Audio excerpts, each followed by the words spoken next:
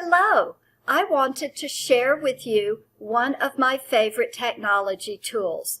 This particular tool will allow you to create a button that you can use on a website or in a course.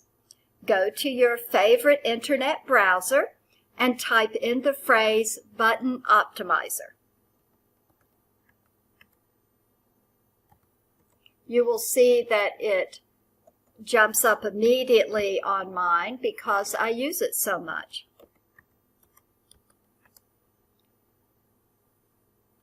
So this is the one you want.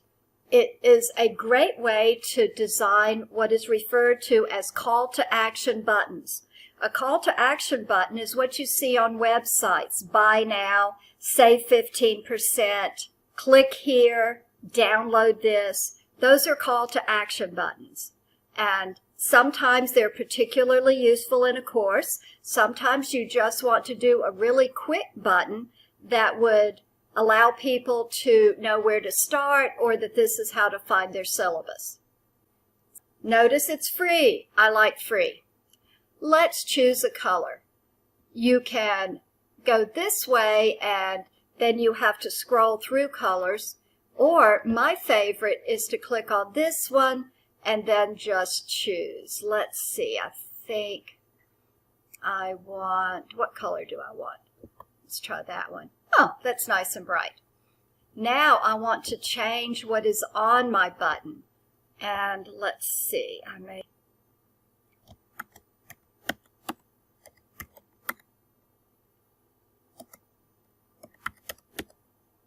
All right, so this is a button that will allow people to download.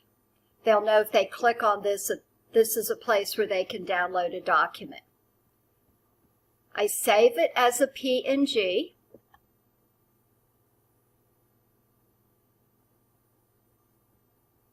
And of course that came up right behind my photo.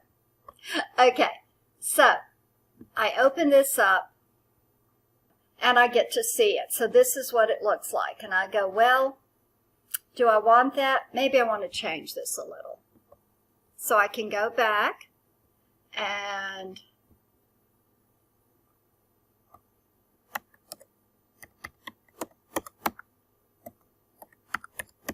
now I've said download syllabus here. That might be more clear.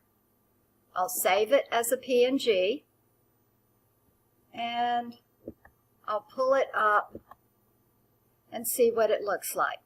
Okay, I'm good with that. Now, I always like to proof it. I become a little compulsive. And so I open it in Paint and take a look at it. It's like, okay, I like that. That's perfect.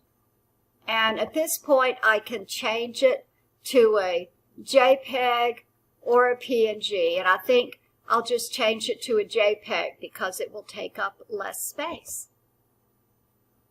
And I'll give it a name I can remember. Download here button. Remember that I've saved this in downloads. And yes, I know I'll lose transparency, but that's not an issue. I have now saved this on my computer and I can upload it anywhere. Later, I will do another one of these that will show you how to turn this into an actual link in Canvas for those of you who might be using that. Otherwise, stay tuned. I'm going to try to do a few of these throughout the semester just to give you an idea of what other tools are out there. Bye-bye.